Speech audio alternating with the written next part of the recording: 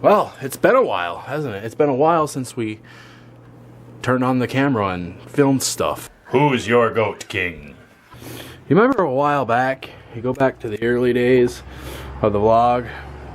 Well, I had an episode where I was trying to quit Coca-Cola.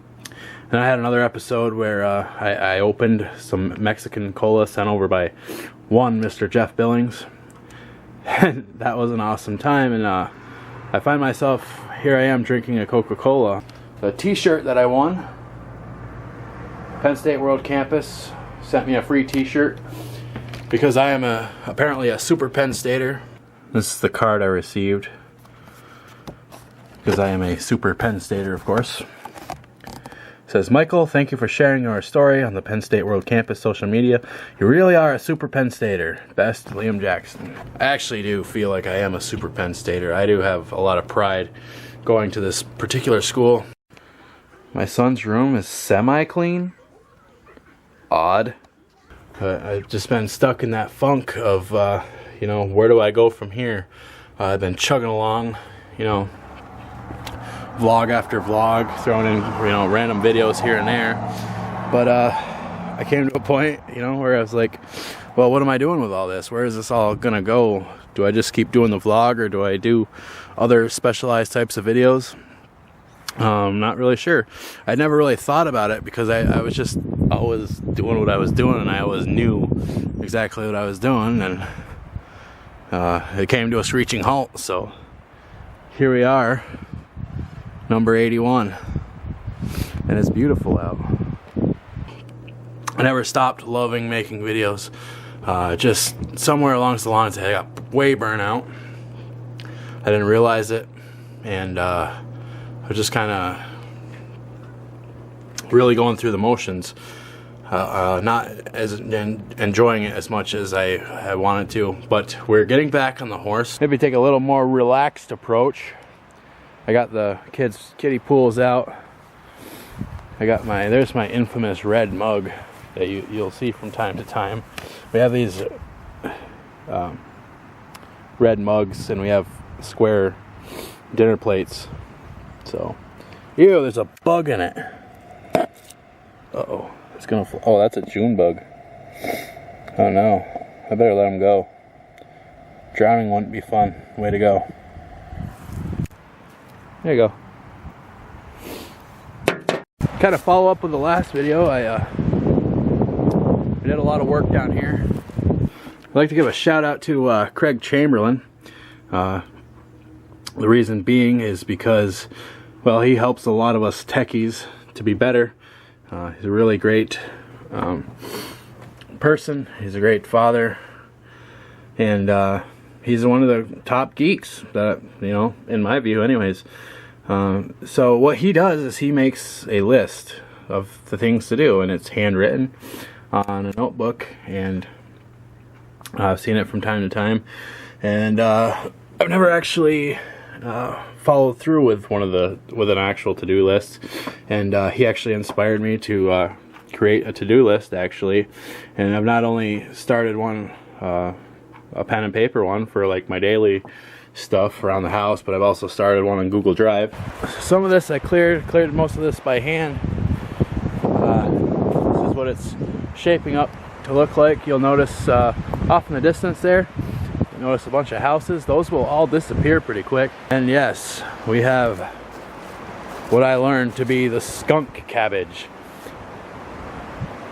So thank you to Patricia A, who informed me that this is skunk cabbage. I thank you. I now understand exactly why it's all growing here, what it's for. I do understand that it's actually poisonous to humans to ingest. And I also learned that when you break it apart, it has that pungent odor. It kind of smells like rotten meat. It's actually to attract insects. So a very smart plant that I've been trying to get rid of. A trike in the road. Like, there's a lot of clearing down there that they did, and they took out way too many trees, so now it's just a big opening. And that kind of defeats the purpose, because we live here in town, and what's the point of having that, you know? I want it to be I'd want it to be somewhat secluded, so that's how I'm going to have it down here. I'm going to leave all the trees, you know, and it gets real thick. It's almost like a jungle once this is all grown up, so hopefully I'll be able to show you guys. A lawnmower in the road. I think about survival a lot when I'm out here, and I think about this tree. This is probably a location where I'd probably build a shelter or a lean-to of some sort. But then again, I'm not sure, because this tree could actually harbor a number of harmful things that could, you know, potentially bite you while you're sleeping. So maybe it wouldn't be such a great idea to sleep under there. You can see there's obviously something's been under here, probably deer, because there's a deer trail, and they walk all along, up and down through. They stop and they go up in my yard and they eat the garden. Pizzas, iPods, and tablets. What a good lunch that is. Am I talking too much for a vlog? I don't really know. There's not really too many rules on it. I know editing is such a time-consuming pain in the ass. A tiger in the road. He looks pretty mad.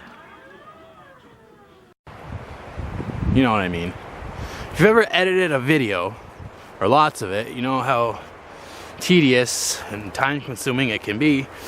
That's why, like, you begin to appreciate the YouTubers out there. And I want to point to Chris Pirillo specifically, because he does one of these basically every day. And they're about 10 minutes long, but they're not, it's mostly throughout the day. Videos taken throughout the day, and they're short clips usually, and they jump back and forth. Now, I don't know what editor he's using, probably the most top of the line one, but for me that'd be a lot of work. That'd be, you know, a couple hours at least of editing straight, or if not more. You know, I wonder when his kid is born, is if he's gonna have as much time to do the editing, or if he hires somebody else to do the editing. I would like to hire somebody to do the editing. Maybe someday. And talking about the challenges of vlogging, one of the other challenges, a psychological one, is sometimes your video will be seen by a lot of people, and then sometimes your video will be seen by almost nobody. That is very tough to get over sometimes. You know what would have made everything so much easier is if I would have been filming my kids along with myself and other things going on, because they are the biggest part of my life, and kind of vlogging without them simply for their protection, because I don't want to exploit them necessarily at their age. Don't know, not enough information to know if it's a good thing or not, so probably gonna just stay away. Although I would love to. It would make the story much more compelling if I had the rest of my family on board. I'm actually a frog. What's funny? And the day is coming to a close now. Got a little bit rainy earlier, so I don't know. I kind of been this vlog and the last one, my feature length episodes, the one that runs more than 2 minutes, about 5 to 8 minutes usually. This isn't one of those series. I've been kind of just slowing it down, making the cuts longer, which is probably not a good idea. I just wanted to experiment and see how people reacted to that. Just kind of slow it down, because in the world of YouTube, everything's so fast, everything's so quick, and I think a lot of what is vlogged, what is shot, gets missed. So if people find this interesting, let me know in the comments. Let me know what you think. Subscribe to my channel. Visit me over at techrave.net, where I plan to get back on the horse with technology. I'll be making a full return to Google Plus at some point. I just want to say thank you all for following me, sticking along with me on this journey. There will be more good stuff to come, I promise you that. And as always, if it wasn't a vlog, you couldn't do this to it.